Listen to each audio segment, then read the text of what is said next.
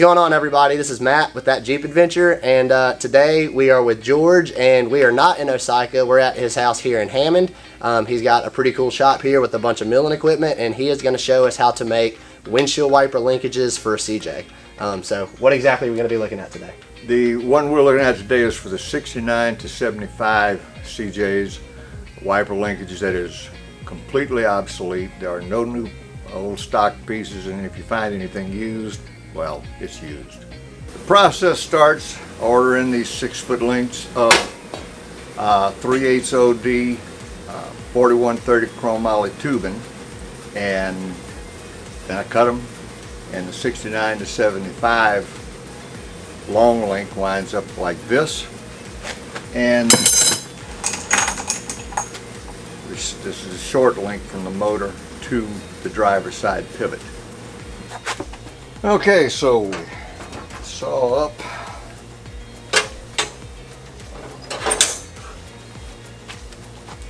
The measurements, we cut these to 21 5/8 for the long pivot.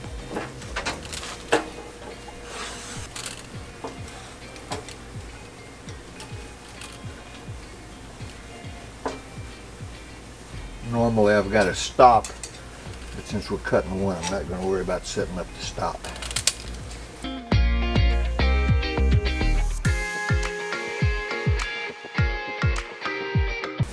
What we're going to do now is clean up the ends a little bit, because you have a little piece of steel left over on the end, and I like to round it off, get it flat, which is a noisy process. Normally done on the belt sander, which is currently DOA.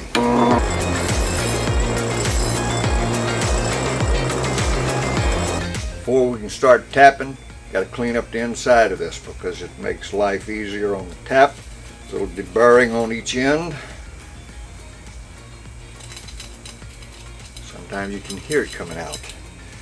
And that's the deburring process. And we move to the tapping process. The tap is called a variety of things: reduced shank, water pump, not water pump, pulley tap. I can't remember all the other names, but it's got to be long in order to get the depth.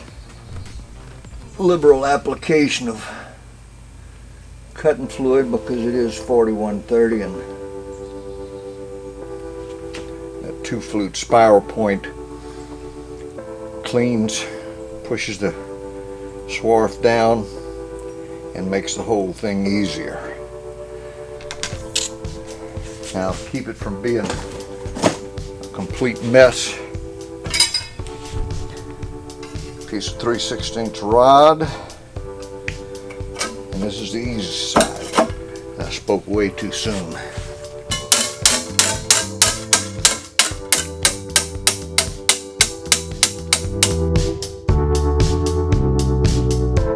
Now this side is not going to be as fast and easy as the other side. I'll go down, get the top of the threads inside the tube by a little bit, take it out, run the rod through, clean everything up, do it over. Now we've got a tube that's threaded and ready to go to plating, where it gets electroless nickel plated, and we've got no issues with rust, corrosion, or anything like that. 4130 electroless nickel plated is a lifetime piece. Next step in the process is the rod end to go on the pivots. Use a 1/4 1/4 hole that requires it to be a 5/16 hole to fit the pin. So we set the milling machine up. All the stops are there. The only thing I got to do is level the rod end in the vise.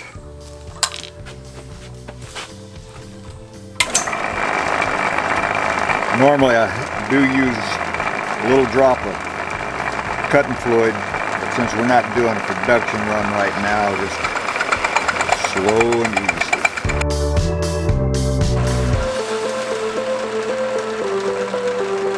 This is where it starts out with a 1/4 inch hole, and this is with the 5/16 hole. So after all of the cutting and tapping and milling and drilling and plating, we finally come to the assembly process. What we're going to be showing today is the assembly and adjusting of the short link for the 69 to 75 CJ series. Alright, so this is the assembly process. We start out with a couple nuts. Get them run down on here, good and deep.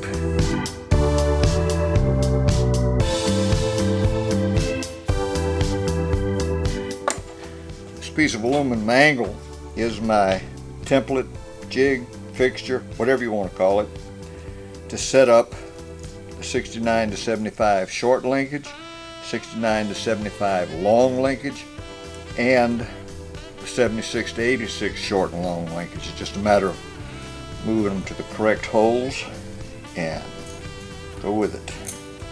This lever has to be 90 to that angle, and this one has to be 90. This one is out a little bit that way, so we take this off, tighten it up just a skosh. That's a skosh for those that are learning all this terminology.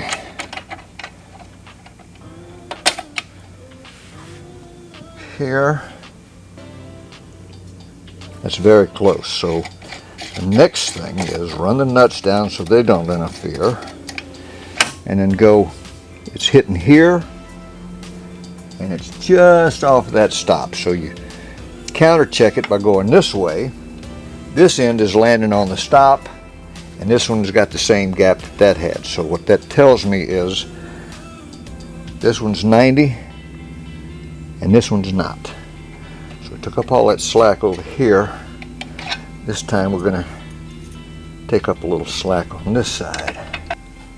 Okay, now they're both landing, hitting the stop like they're supposed to. The other check is to make sure there's no binding. Easy action.